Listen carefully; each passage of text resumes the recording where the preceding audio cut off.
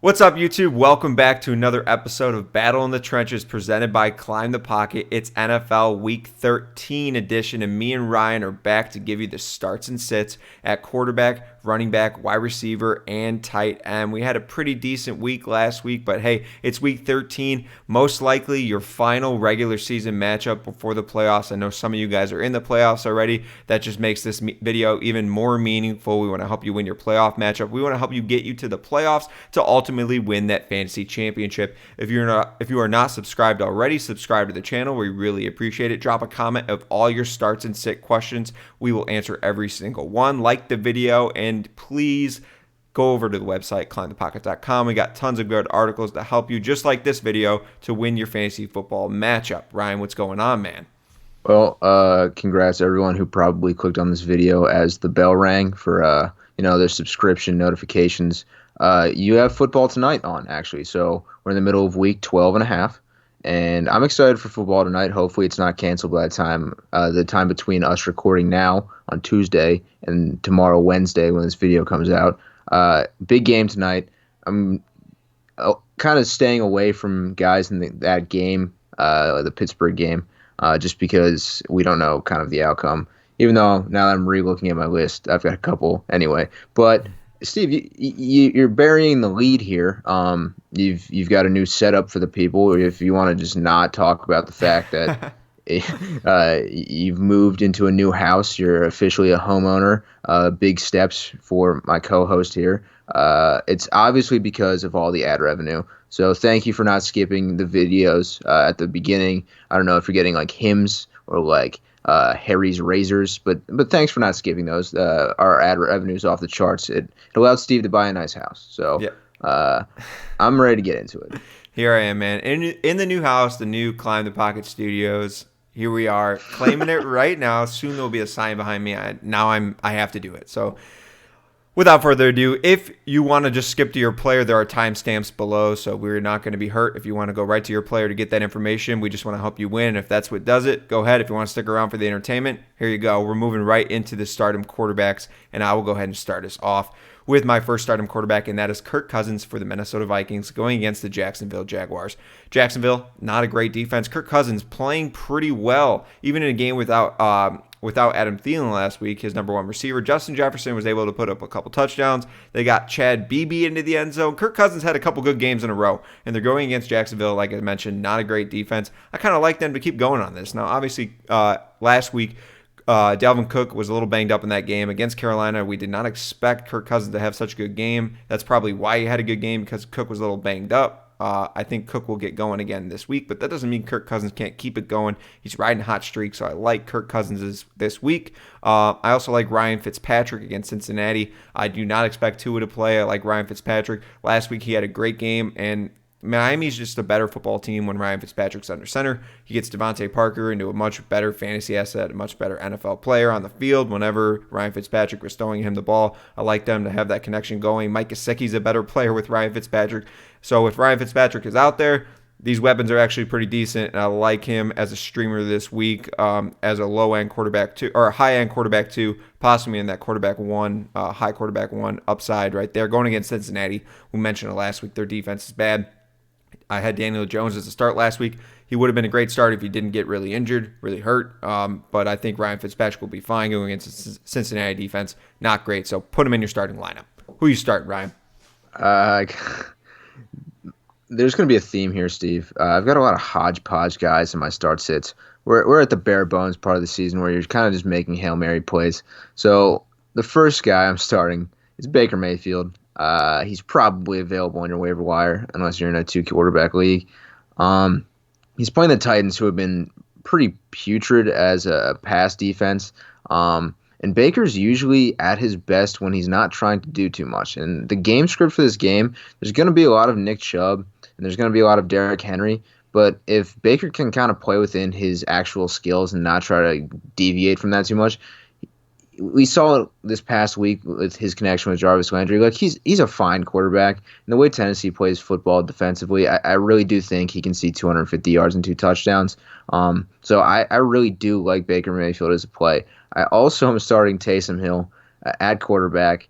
Yes, I know he He's going against the Falcons. I know I told you to start Derek Carr last week after I bashed him, and then he put up, I don't know, zero point 0.6 points because he fumbled 3 times and threw a pick. That was a smash play still. Not sure why that happened. Regardless, Taysom Hill put up 24 points the last time he played against the Falcons, 2 weeks ago. So I really do think Taysom Hill is a solid upside play. He gets 10 carries a game. He scored 2 rushing touchdowns the last 2 games. If he scores 1 rushing touchdown, you still feel great about starting him. He was 18 of 24 against the Falcons the last time out. So he really is in a spot to throw the ball, look pretty decent, run the ball, and get you some pretty easy fantasy points. So Taysom Hill, I guess you're in the lineup, man. Yeah, you got to put in there against this Atlanta defense. Taysom Hill getting a lot of rushing touchdowns. That's really good upside. Helps you every single week, so I like that play. Let's go move on to the sit-em quarterbacks. Mine is Matt Ryan versus New Orleans. Matt Ryan, in a game last week, the first half was a completely different story than the second half, and that's because Las Vegas just did not come to play. That was an embarrassment on the field. Mm-hmm. And the fact that they were playing so bad and Matt Ryan couldn't get it done in the first half was just tough to watch. He ends up having a decent day, but I don't like him going against New Orleans, which is probably one of the hottest defenses in the league right now on all aspects. Is Julio Jones going to play? We don't know. Calvin Ridley's still getting healthy and whatnot, and Hayden Hurst just isn't usable. I don't like a lot of these weapons. I don't like their run game. I just don't feel confident in Matt Ryan this week, especially if I'm trying to get into the playoffs. I'd much rather go with a guy like Ryan Fitzpatrick, possibly even my other start, Kirk Cousins, over Matt Ryan, which is tough. Earlier on in the year, he was a much more consistent play, but now it's really tough to trust him. So I'm going to sit him this week against New Orleans and their good defense. And I'm also sitting Alex Smith versus Pittsburgh. And this is pretty much just matchup. We know that he's going to get the work. Last week, I think we had him as a start. Antonio Gibson ended up having his best game of the year and one of the best running back performances of the year for a fantasy running back. I think they're going to continue to go off that. They're going to have to try to run against Pittsburgh. I think they're going to continue to use Antonio Gibson. It's not going to be very successful. I don't think the Washington is going to play a very good game, but I could see this game being kind of low scoring where the Washington defense is actually pretty good and Pittsburgh kind of plays down to their competition, to that competition in this game. And I don't think that bodes for a very good day for Alex Smith. I think it's going to be a tough day. So I'm going to sit Alex Smith. Who you said? Yeah, I mean, I'm going to piggyback off that. I'm sitting Big Ben against Washington. You touched on it. Washington's pass defense actually pretty good. I know that there's a couple long plays for the Cowboys on Thanksgiving, but that doesn't really take away from the fact that they've been one of the best pass defenses in the league. So Big Ben, in a weird scheduling scenario where we don't even know right now if he's going to be healthy, I'm definitely sitting him. I really don't like the optics just because they've been put through the ringer already, and they're going to have to. They rescheduled that game to what is it? Are they Tuesdays? No, they're Monday, and then the Ravens are Tuesday. But I don't like all the movement. I know the Steelers are going to do their best to kind of tune that out, but it's still a lot, and I don't expect Big Ben to have one of those 400-yard games just because Washington's pretty stout. I'm also sitting Justin Herbert, and I understand he's been great this year, but we saw it this past week. New England went in and made sure that Kyler Murray wasn't the explosive Kyler Murray we saw for the first 11 weeks of the year. That's what Belichick does. I expect Stephon Gilmore to lock down whoever he's got, and I would assume it's Keenan Allen.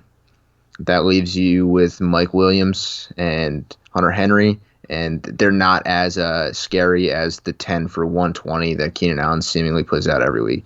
So I understand if you need to start Herbert, but I would definitely temper expectations just because of how well New England's actually been playing on defense. So Herbert, I don't think he's a top 5 play this week. All right, on to the stardom running backs. And my first start is Raheem Mostert for the San Francisco 49ers going against Buffalo. Ryan, how much better is this team with Raheem Mostert on the field? It's not even close, Steve. It's crazy. When him and Deebo Samuel are healthy, Doesn't matter who's at quarterback, they're a much better football team. They run the ball so much more efficient on all levels. Jeff Wilson's involved. There's just a much better run game, and that's what they need to do to win football games. That's their MO, that's their image, that's what they are. And Raheem Mostert had a pretty good game last week, and they're going against Buffalo, who has not really been good against the run lately. And like I mentioned, San Francisco just a much better team, and I think that they're going to have to use Raheem Mostert a lot and often. And he's never really been a high touch guy, but he's really, really efficient. So if he can get up to 10 touches, closer to 15, I think he's going to have a fantastic fantasy day, a guy that can help you win your matchup and maybe leap you into the playoffs. So you're going to want to put Raheem Mostert into your lineup this week going against Buffalo. And then I'm also starting, and this is tough, but I'm starting David Montgomery versus Detroit. I know they played Green Bay last week, and their run game sucks. And I'm not a David Montgomery truther, but he ripped off a pretty long run. I like what I saw there. Hopefully it gains some confidence. Hopefully that shows the team that this guy has the ability to run the ball like that, and they continue to give him more touches. Going against Detroit, very bad run defense. I like this game for them. Mitch Trubisky got back in there. Didn't look great, but he's a better fantasy option than Nick Foles. And I think that just kind of helps out the whole offense. And Dave Montgomery is what they're going to need to do to win this game. They're going to have to run the ball with him. Going against Detroit, bad run defense. I like Dave Montgomery this week as a mid RB2, which is pretty much his nickname, mid-range RB2. So put him in your lineup. Listen, Steve. I'm not saying that I've been all aboard the Demon train all year. He's running back 15 in PPR. But, Crazy. He's just a solid 14 points a game. I expected the 25 points last week. I'm not going to lie. I expected David Montgomery to put up his 25 points. I even slotted him as my running back 2 instead of flex this past week over Kenny and Drake, even though both of them are 100% going to start in my lineup. But it's good to see D-Mont finally get some actual touches with Bill Lazor as their offensive coordinator, calling plays instead of Matt Nagy. And it's weird that the RPO, the quarterback read plays that they're running with Nick Foles, no one goes for Foles on the read. So there's a little bit of a hesitation when Trubisky has it.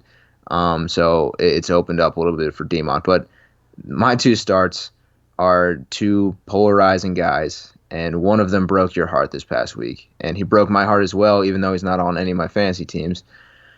It's Miles Sanders. Miles Sanders is firmly in my lineup this week. You can't sit him.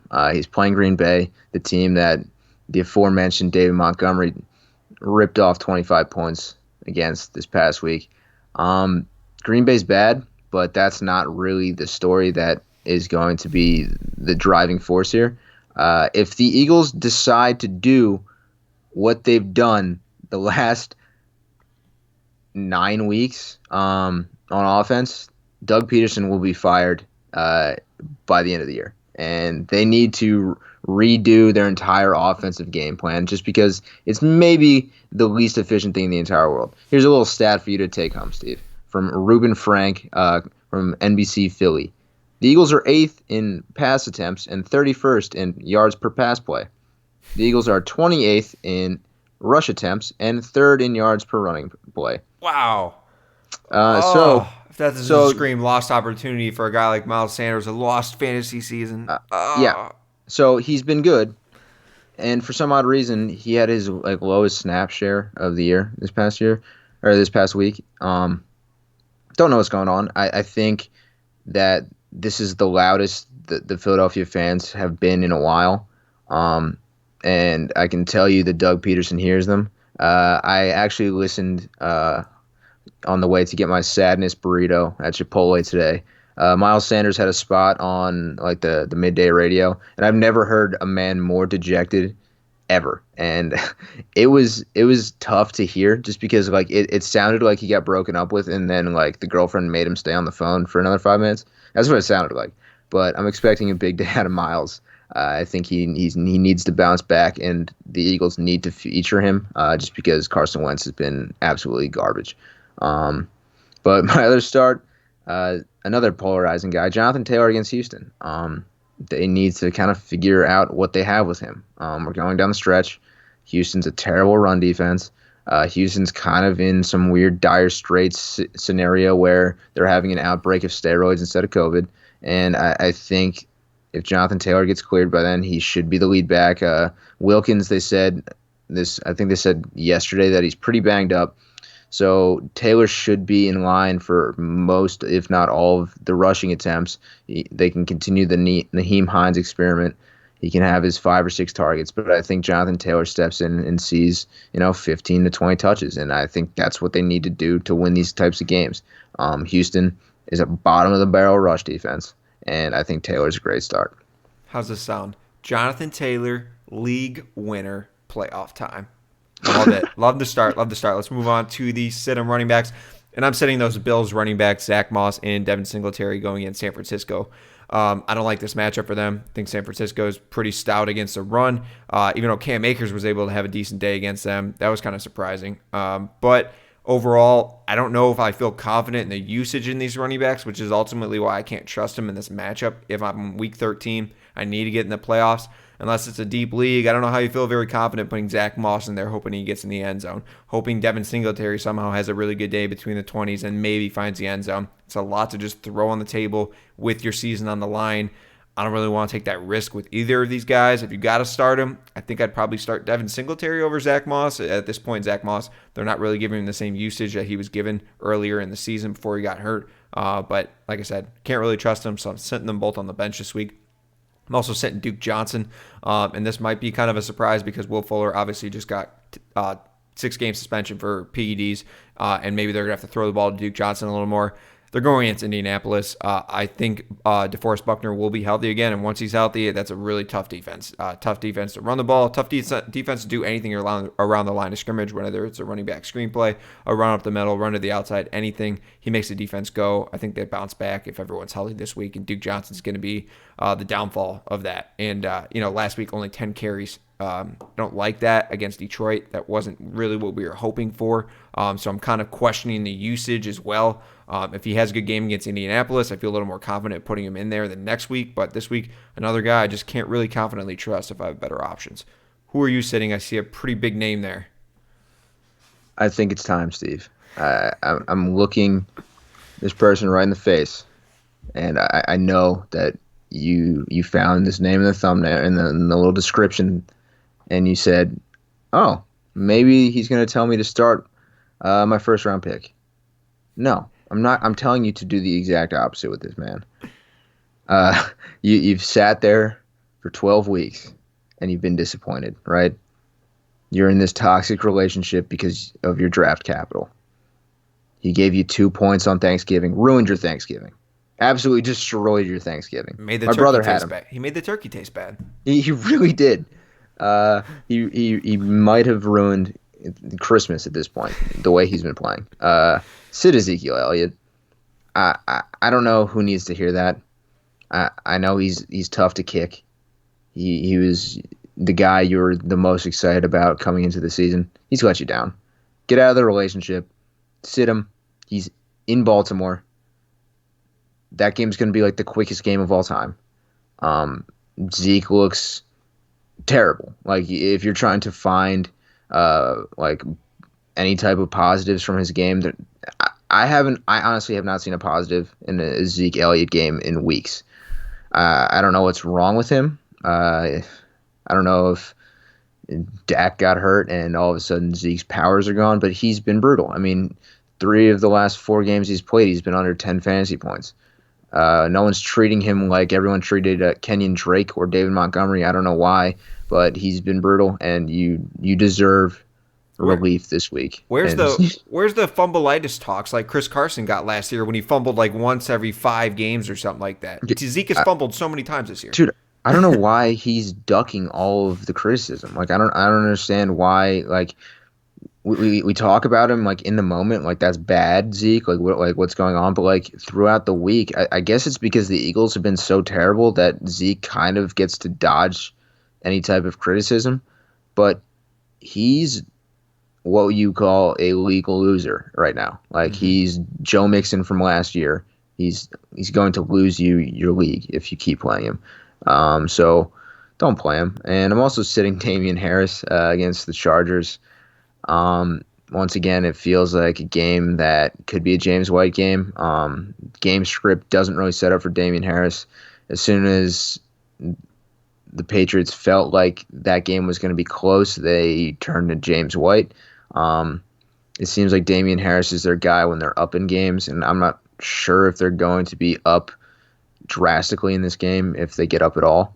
So unfortunately, Damien Harris, his fun streak of running through guys is weaker than I was hoping it would be after he had a couple 100-yard games. Last week was a dud. This week I expect the same. All right, moving on to the wide receivers. And my first start is a guy I mentioned earlier, and that's Deebo Samuel for the 49ers going against Buffalo. Wow. Deebo Samuel, electric player, man. 13 targets, 11 receptions, over 130 yards. That's what you love to see from Deebo Samuel, a guy that you were excited to draft early in draft seasons. Obviously entered the season injured, so he fell way deep in drafts, and now he's starting to come alive. That 49ers team is starting to come alive. And Deebo Samuel, all that work, all those touches, that is too hard to not put right into your lineup going against Buffalo, who has not been as good on defense as we expected they would be, as they have been in years past. I think this is another big game for Deebo. I think he gets another 8 catches, and I think you go over 100 yards. Finds the end zone in this one. That's a guy that you need to have in your lineup in Week 13 when you're trying to get into the playoffs. Start Deebo Samuel. I'm also starting, and this one's ugly, Breshad Perriman versus the Las Vegas Raiders. 3 of the last 3 weeks. So the last 3 weeks, he's put up 12 PPR points. That's pretty solid. He's getting it done. He seems to be the Jets' best option. Now, the Jets looked pretty bad last week, but Vegas also looked really bad last week. So let's see if Vegas carries that performance over next week against the Jets, play down to their competition like they did against Atlanta, and continue this going for a guy like Breshad Perriman. I also like some of the other guys in the offense, Mims, maybe even some of the running backs. I don't know. I'm not going to go that far, but I think Breshad Perriman has a pretty decent day. Maybe 5 catches, 75 yards, finds the end zone. That's going to be a good day. That'll get you that 12 PPR points. If you want stability, a nice floor, I think Breshad Perriman can give you that. So put him in your lineup for Week 13. Who are you starting? I got to start DJ Chark against Minnesota. Mike Lennon, he's fine. He's a fine quarterback. He'll get Chark the ball a little bit more. It's more about Minnesota's pass defense looking absolutely buns. I really think Chark is a safe play. He's similar to your line for Perriman, where you feel good about Chark. He gets the ball in space. He might house it. So Chark, completely fine play for me. I'm also starting Christian Kirk against the Rams. I think this is more where they're going to get the ball out pretty quickly. Just because I don't expect their run game to be as effective as it was this past week with Aaron Donald in the middle. So the quickest way to get the ball away from Aaron Donald is the short passes to Christian Kirk. I expect, Hopkins to be fine generally against Ramsey, but I don't expect him to be a focal point. So you take away the run game. Larry Fitzgerald's a fine guy. I don't think he's been cleared from COVID yet, but he will be. So that kind of leaves Christian Kirk, Andy Isabella, and I'm rocking with Kirk between those two for sure. So Christian Kirk, fair, safe play in PPR formats. All right, let's talk about the wide receivers that need to hit the bench. My first one is Ceedee Lamb versus Baltimore. Ceedee Lamb has not been the same player since Dak has gone out. He's had a couple decent games.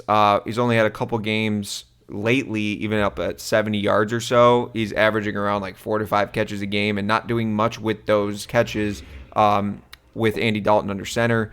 He's just not the same electric player we've seen. They're not using him probably to the ability they should. They probably should use him more like a Deebo Samuel. Get him the ball locked, get him in space, and let him do the work. He's that athletic, but it's just not happening. I think the only guy in that offense I could trust is probably Amari Cooper. Going against a team like Baltimore, this is going to be a tough game for the Dallas Cowboys. I don't see them winning. I don't even see it being really close. So unless there's a garbage time miracle, don't really like Ceedee Lamb. I'm also sitting Jakobi Meyers versus Los Angeles. I don't know, as you mentioned before, if New England is even going to have any sort of lead in this game. It might be a close game. Most games that New England plays are pretty much low scoring. The winning team's probably going to top out at like 24 points. And I don't know if I trust Jakobi Meyers. Every week there seems to be a new guy that has a good game. 3 weeks ago it was Rex Burkhead, and then you had Demir Byrd, and then you had James White. It's kind of like you're just spinning a wheel, pick a player, one of those weeks, throw in there another week. It might be a Cam week this week. It seems like two players, and it involves a quarterback, can't have a good game in that offense at the same time. It just doesn't work. So I don't want a 1 in 5 chance that I'm going to get good game out of Jakobi Meyers. If you're in a 12-man league, maybe a good flex. But if he's the number one guy going against like Casey Hayward or something, Cam throwing him the ball, I don't like this matchup. So I'm sitting Jakobi. Yeah, I mean, I'm glad that I didn't decide to pick a side on starter sit Cam Newton, just because I don't know what happens to that team. Everything you expect them to do, it never happens, and it's seemingly worse with Cam. Like when Tom Brady was there and Bill Belichick decided to like mess with everything, you kind of understood it, but like it's all out the window now. Cam is an interesting play where you hope for 20 points, you expect 6, and that really hurts Jakobi Meyers. So I mean, I can't knock that at all. Well, who are you sitting? Well, I'm sitting the Giants wide receivers. I've been making fun of Broncos quarterbacks, as being essentially just me, like Brett Rippon. Like Drew Lock is just me who listens to Jeezy, and Colt McCoy is just me in 10 years when like I've settled down and have a nice, beautiful home with a white picket fence. That's what I aspire to be. I aspire to look like Colt McCoy, who somehow ripped off 15 years of being an NFL quarterback for what? For being good at Texas in like the 1990s, I'm pretty sure. So Danny Dimes doesn't sound like he's going to play. I think they're kind of keeping that under wraps just because they are technically the NFC East division leader. I don't think that they want to really talk about Danny Dimes' severity. So if Colt McCoy's starting, don't play any Giants. And I'm sitting Marvin Jones at Chicago. Chicago actually looked pretty solid against Davante Adams. I know he scored the first touchdown. I mean, the lock of the century every week is Davante Adams' first touchdown scorer. But aside from that, he was held pretty much in check, and I don't see Marvin Jones as being the same type of guy. And, you know, Kenny Galladay's back, and they just fired their head coach, and Matt Stafford seems not great this year. So Marvin Jones has probably been one of the most disappointing guys in fantasy this year, where every week was supposed to be a Marvin Jones week. It never came. There was never really a Marvin Jones week. And that entire offense ended up being so much worse than everyone anticipated. Granted, Kenny Galladay missed a lot of time, but they're shot as a team. So I know you can't sit Kenny Galladay as well, but it's a tough look to start really any lines unless you're really feeling DeAndre Swift. I wonder how much money you'd win if you bet $20 every week for Davante Adams to score the first touchdown in the Packers game. I wonder how much money that would add up to. It's interesting. I wonder how much money that would be too. Yeah, I'm gonna tweet it. Later. I'm gonna tweet it how much money you'd win. It can't be too much because the odds are probably pretty good that he scores the first touchdown, but it's probably a pretty decent amount. I put I think $10 on it a couple weeks ago. I won. I think 75. I think it was it was like plus 750. So like. I like it. All right, I'm going to look it up. Tweet coming your way, guys. Check it out. At Steve_CTP. Plug. All right, moving on to the tight ends. My first tight end is Austin Hooper versus Tennessee. I like Austin Hooper, the way he's getting involved with Baker Mayfield. They're clearly gaining that rapport. He's one of his best passing options going against Tennessee, and their defense has really not been all that great this season. So I like that matchup for him. And big Robert Tonyan. Dude, this guy's a beast. Finally, Aaron Rodgers has a tight end he can trust, a guy he can throw to. Their chemistry is off the charts lately. I love him. He finds a way to get downfield, 40-yard touchdown, bang. This guy's good for like 5 catches a game. He's really like a top, is it kind of hard to say, like a top 7 tight end, top 6. Like he's a top option. Steve, do you want to actually know what Big Bobby Tonyan is ranked PPR? Yeah, I do kind of. Yeah. He's tight end 4. Wild. All right, wild. That's wild. We'll leave it there. I'm going to the tight ends for me real quick. Noah Fant versus Kansas City. This Denver team is just trash. It's tough to start anyone on this Denver team. I know they had no quarterback last week, but when guys are taking breaks off one week and then they got another quarterback this week, how can you trust anyone? I mean, Noah Fant might be the only guy you really want to use in this offense going against Kansas City where they're going to have to throw the ball. but I can't trust him. So I'm sitting him. And I'm also sitting Tyler Higbee versus Arizona. This guy's been putrid, man. He's been a bust pick for a tight end. A lot of tight ends have been bad this year, but Tyler Higbee has definitely been a guy that, along with a guy like Hayden Hurst, the two big upside guys this year are not very good at tight end. So I'm sitting Tyler Higbee against Arizona. Who are you starting? Who are you sitting at tight end? I mean, Mike Gesicki scored against me, so I'm starting Mike Gesicki. Ryan Fitzpatrick's out there. Tua's apparently hurt. He's not. But with Ryan Fitzpatrick out there, Mike Gesicki's a completely fine play, especially for people scouring the waiver wire for a tight end. And I'm starting Jonnu Smith. He gave you a little goose egg this past week. They attempted 22 passes. I would have only thrown A.J. Brown all week. But Jonnu Smith is probably going to get reacclimated with the offense. I would hope so. He didn't get no targets for him, not a single target. So I expect them to immediately try to feature him. Like the first drive, I expect him to see a target. So yeah, get Jonnu in your lineup. And I'm sitting Dalton Schultz against Baltimore. They're going to need to block. That's as simple as that. They're going to just need to block. He's going to need to stay in and block. I'm sorry, Dalton. You're not going to see a whole lot of fantasy output. And Trey Burton at Houston, similar. They're going to block. I think Jack Doyle sees more snaps than Trey Burton this week, just because Houston's so bad as a run defense. They don't need to use Trey Burton as a receiving option. So, you know what? No Colts. Just no Colts tight ends. There you go. Go with that. Love it. All right, well, there you go. We have made it through the regular season of Battle in the Trenches. Ryan had such a good time this year in Battle in the Trenches, and we're going to keep it going in Week 14, 15, and 16 to help you win your fantasy football championship through the playoffs. We hope we got you to the playoffs. That's what we want to do. If you got more questions, drop them below. We'll answer every single one. And if you're subbed to the channel, thank you so much for being here. We really appreciate the support. Sub to the channel if you're new. We'll help you through the playoffs. We got you through the NFL playoffs, any kind of betting, stuff like that. We're going to have tons of featured videos. And then before you know it, it's off-season content time. So sub now, ring the bell. Don't lose track of the channel. We're going to help you out. Listen, Steve, there's a giveaway coming. Oh! Wide receiver 1. That's all I'm going to say. Yo, check out the Twitter. Check out the Twitter at Climb the Pocket. There's going to be more news there. I'm sure we'll announce it next week. But if you want to check it out now, I'm sure there's an announcement coming soon. So go follow us on there. We got good family over there, good engagement, good Twitter family. Let's hit it. Let's hit it, guys. Let's win some fantasy football championships. I'm excited. Let's go. We will see you next week. Thank you for stopping by. Peace out.